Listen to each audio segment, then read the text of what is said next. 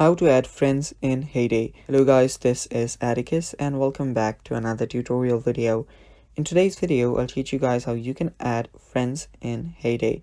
So without any further ado, let's dive right into it. First, what you need to do is open up your Heyday app. After you open it up, you will see your Heyday app, and on the bottom right corner, you will see an option.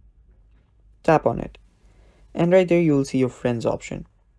Now head over to the friends tab and you will see a list of your friends. Now if you want to add some people, tap on the book that is on the left hand side. Now head over to requests and just type in your friends tag, and after you type in your friends tag, they should be able to receive your request, and after they receive your request, you can just text them.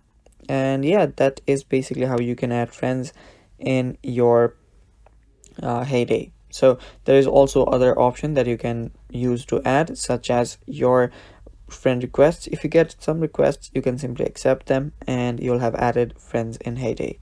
And that is how you do it. That is all for today's video too, guys. Thanks for watching. Stay tuned for more.